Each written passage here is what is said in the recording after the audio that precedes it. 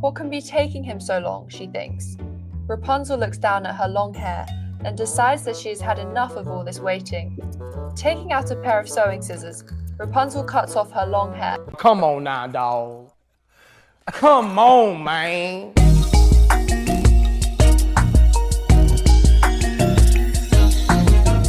What it do, what it do, what it do. Thank y'all for tuning in to another episode of Run the Receipts. I am your host, Mr. Receipts. Today, we're going to take a look at a video from Emma Raducanu. She's a tennis player, but she has created a children's book, and the children's book is totally different than how the children's books used to be when I was growing up. So she's going to talk about Cinderella, Sleeping Beauty, and Rapunzel. But now Cinderella, Sleeping Beauty, and Rapunzel are now feminist women, and it's strictly about women being able to do whatever it is that they want. We can make our own money and we can do anything, and we don't need a man.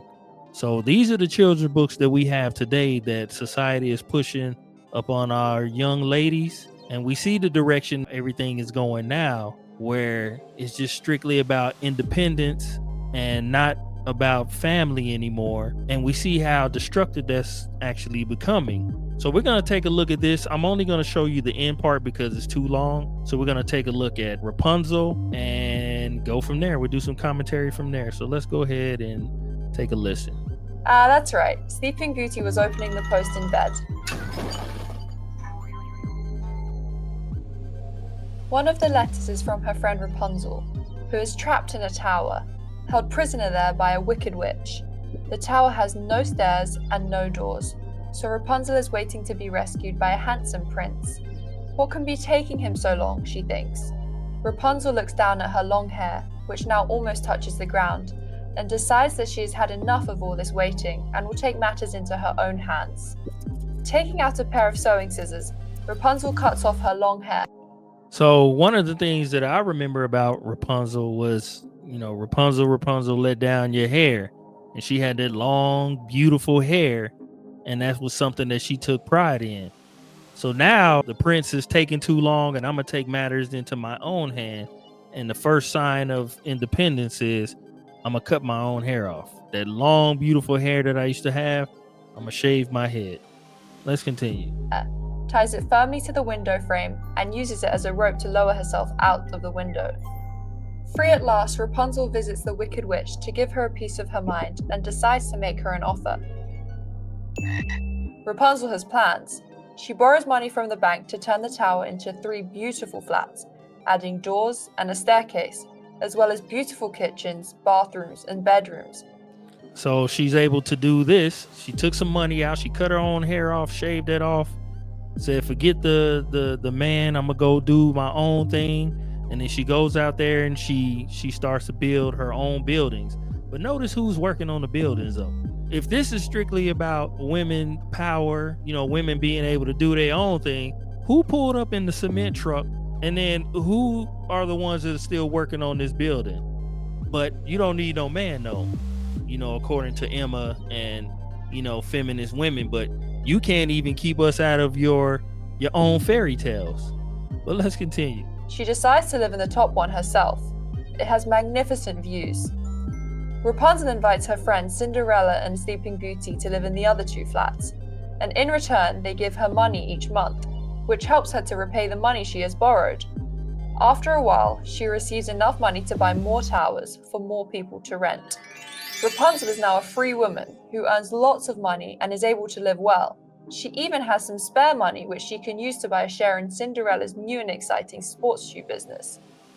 Cinderella, Sleeping Beauty, and Rapunzel are all successful young women. They have used their brains, imagination, and good sense to earn enough money to look after themselves without a Prince Charming in sight.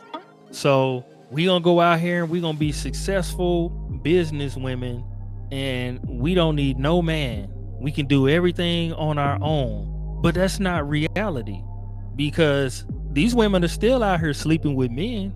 Like, it's all a fairy tale, but you're not even telling them the realistic part. You'll tell them, yeah, Cinderella, Rapunzel, and Sleeping Beauty went out and they got their own thing and one started a slipper business and one bought a building and rented it out.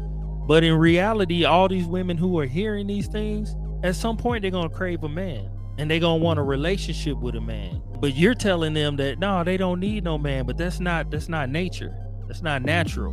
Women are going to want a man, but it's confusion because you're going to be teaching them to be independent and not focus on a family and go get yours. But there's going to be somewhere along the line where they're going to start craving relationships, but you're not teaching them that. And you're teaching them, man, you don't need no Prince Charming. So now you're going to have these little girls growing up thinking that they don't need no Prince Charming, and follow behind that is attitude and sass and talk back and aggression and it's going against what we should be teaching them. Because the originals, regardless of what you think, I don't even know why they remixed these, because the original was always about finding your Prince Charming, and it didn't matter the circumstances you came in, like Sleeping Beauty or Cinderella, for example. Cinderella, she grew up poor and she's being treated wrong by her stepsisters and her stepmother. But then all of a sudden a man, came into her life and saw her beside her not having anything, and he took her and he married her and they created a family. But now we going against these stories. Let's continue. They decide to start a special club called the Fairy Godmothers, where they use their money to help other clever young people with brilliant ideas. And when they say their money to help other clever young people, let's not get it twisted. They're specifically just talking about women. It has nothing to do with a man. This is all a woman thing. They decide to start a special club called the Fairy Godmothers, where they use their money to help other clever young people with brilliant ideas. And guess what? They all live happily ever after. I'm gonna tell y'all straight up, it's not gonna end the way you think it's gonna end. You'll let them play this and pump this into society and tell women that they don't need a man and they don't need a husband and any of that stuff, but they're still gonna be having sex. They're still gonna be doing things irresponsibly with a man, because that's all that you're really teaching them. And then you're not teaching them how to get along. So it's gonna be aggression towards a man. All these things, and despite whatever you say, think, and feel, just like in the children's book, there were still men in the book building. You're always going to need a man. No different than as a man, regardless of what other men say, we love women and we crave women, and they're beautiful and they smell good. We just want them to be in their proper order. We're not saying that we're not going to mess with all women. What men will do is we'll just find a woman who's like-minded. We'll just find a woman, whether we got to go to Africa or Central America or whatever, we'll travel to go find it. But we're not going to sit there and be disrespectful and say all women ain't nothing. But in turn, feminist women will just be like, men just in general, they ain't ish. They ain't nothing. Because men are useless. We need men? No. We need men? No. No? We don't need short men. Do you need a man? No. You need a man? Oh, God. Do you need a man? No. Men, on the other hand, to say, I'll find a woman that's agreeable with me. We're not just going to get rid of all of them. So when women do that, they teach other young girls a bad lesson when they try to say that all men are nothing, and then try to teach them that from their youth up. But let me know what you guys and girls think. Don't forget to comment, like, subscribe. I appreciate all of you. And until next time, deuces.